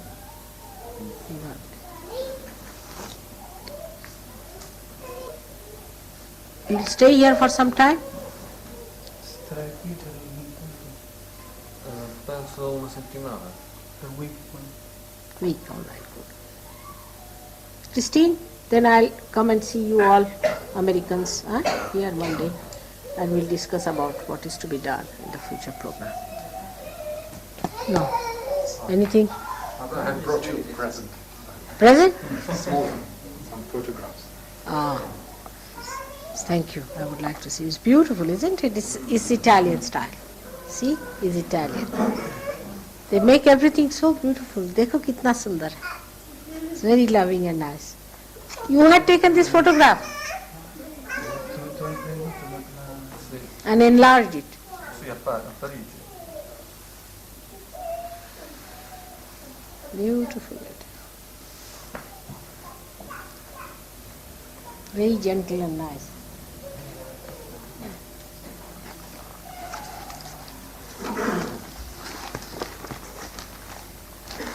This is from that garden, which I didn't see.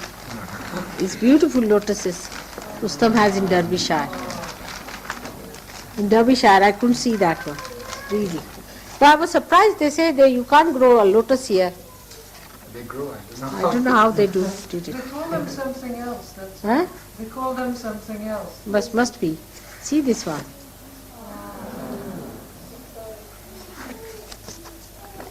क्या मेरे लिए लाए हैं?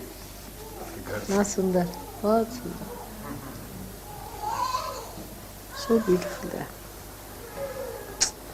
Rustam, you have become a great photographer. I do it by accident. He's got 4 years experience.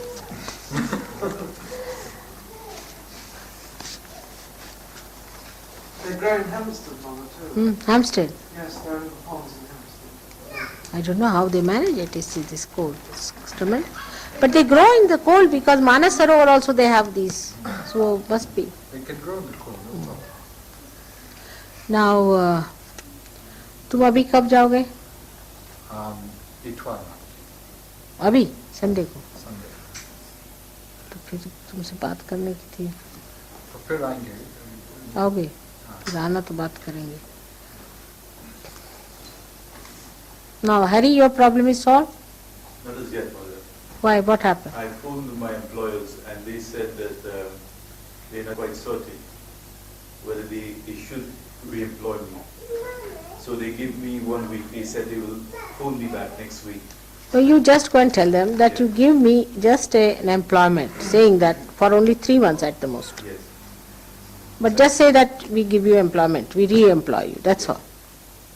Yes, I'll go to them.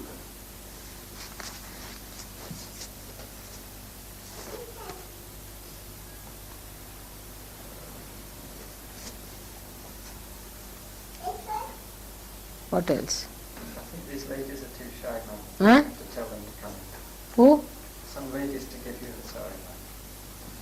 To give me sari. All right. This is the one that puja sari Gavin has brought.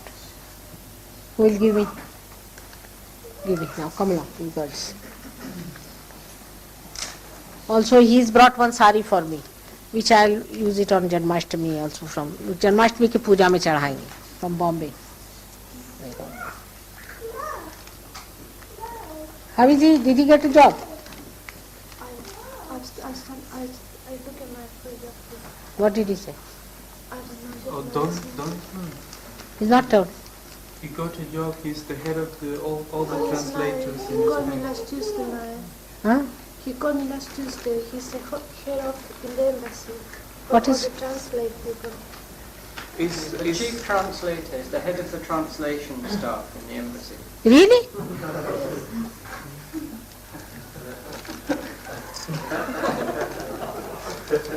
He said he have a big responsibility now. Good. How much is he paid? How much is he paid? 240 pounds. How much? 240 pounds per month. 2,000 200. and 40 pounds Yes, ma'am. per month. It's very reasonable because for mother- Spanish. For Spain it is. It is very reasonable. Also, he's work only 6 hours a day. And where does he live? He stay with Jose Antonio. He's happy there. Yes, ma'am. It's good that he's got such a good job.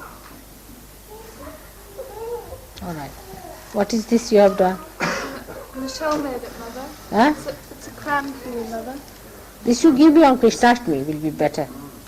Isn't it with this thing? Michelle made it, mother. Michelle should give me on Krishnashtami. All right? It's beautiful. All right.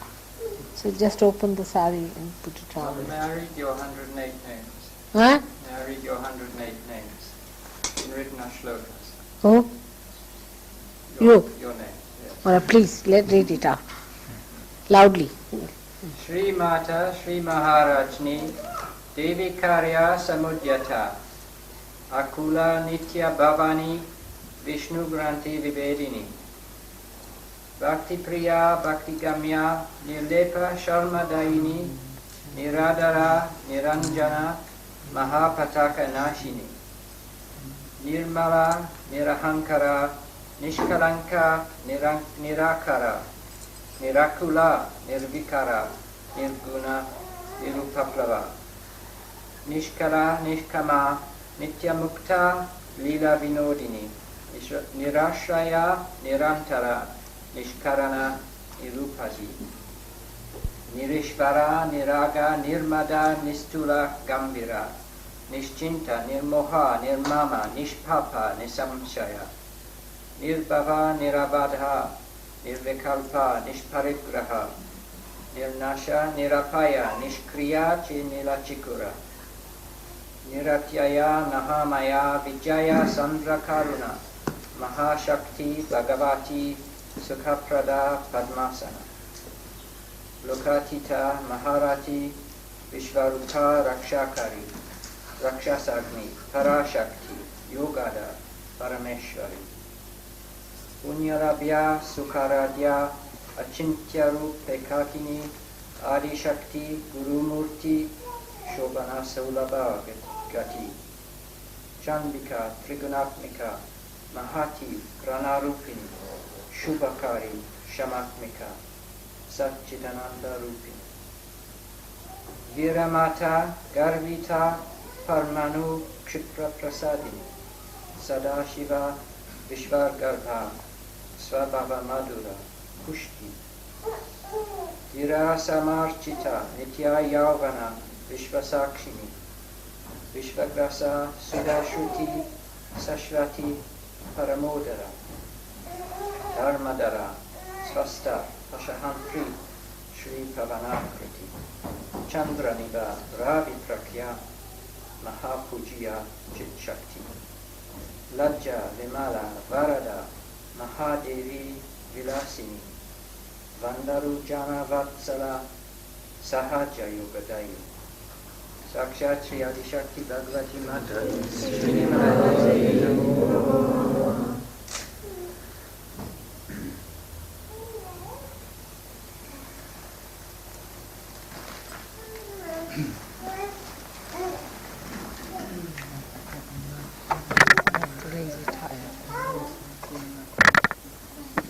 Garland.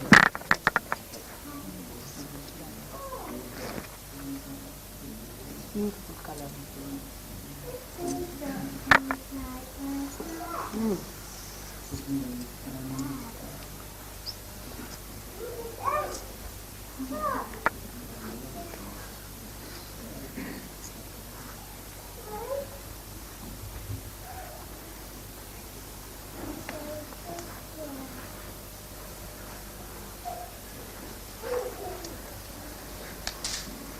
Thank you.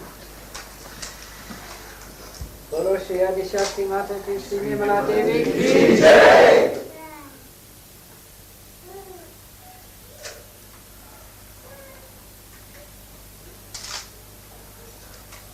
Sarvadeva Sarvadevi Mataji Shri Nirmala Devi Ki Jai.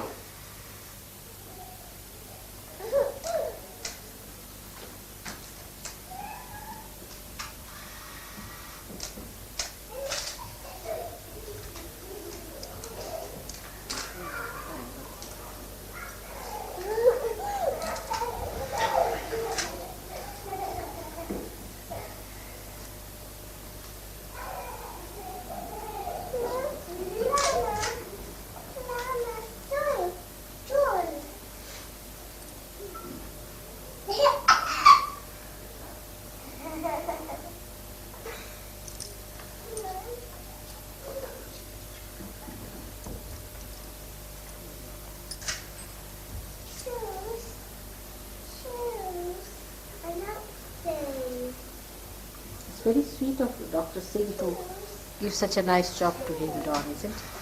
A great man, Dr. Singh है.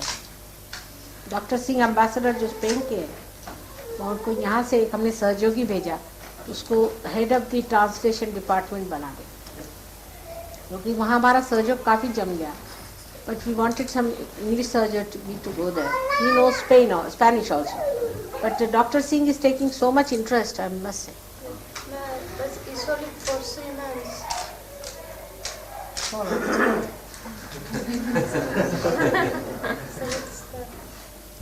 Yes, that's what he said that 3 months ago. Let's see. It may go further. You will have excellent reference after that. Yes. It's a good kiss. You will have excellent reference after that. Now we can go to other places. He's not so attached to anything. I found it from him. You see, Don is a very deep surgeon, very deep. And he said, I am not so particular about Spain. Any place you send me, Mother, I'll be. So he's not so much attached to it. He's a very deep person. That was a good answer. So he can go somewhere else. He says, it's not that I get attached to Spain. Let's see. But you better go now. Did he tell you what is the problem is? Yes, ma'am. I must have learned proper English. You see? That's very important. Because Sahaja Yoga, I cannot speak all the languages. So better try to learn. In here, people should teach English to people who don't know good English. All right? Not that English language is God's language, but at least I understand.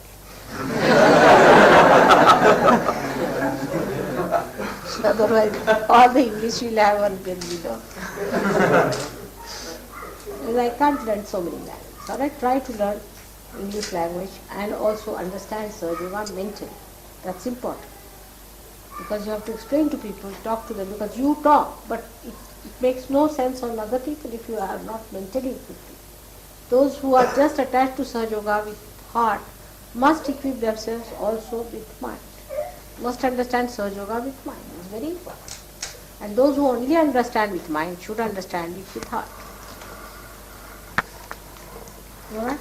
Reading the Advent Mother is very useful, very helpful to Advent. overcome this problem, because I All have right? the same problem. Try to read Advent, explain to her, let her understand. How are you? You never came to the... Unfortunately, I had to work. I see. But I'll try and get to later on. काय तुमचं ठीक चाललंय? कधी mangalsutra? You got 2, 1 we separate, 1 you keep it for the next people. You have 2 boxes. 1. Only 1. That's all. Just put it in one.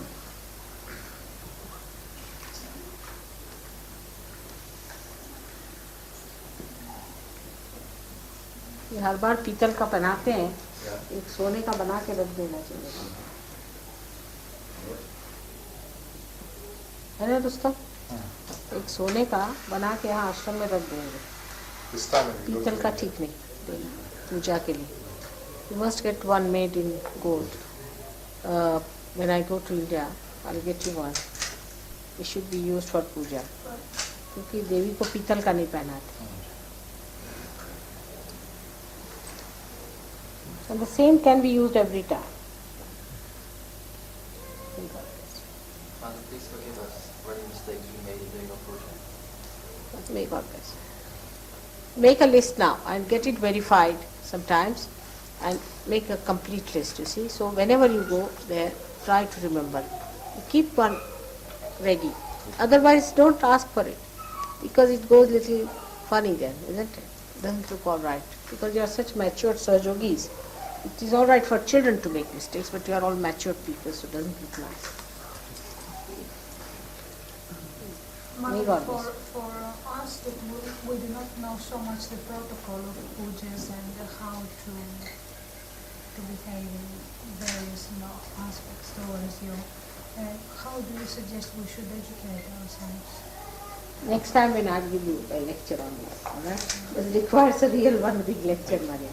Huh? May God bless you.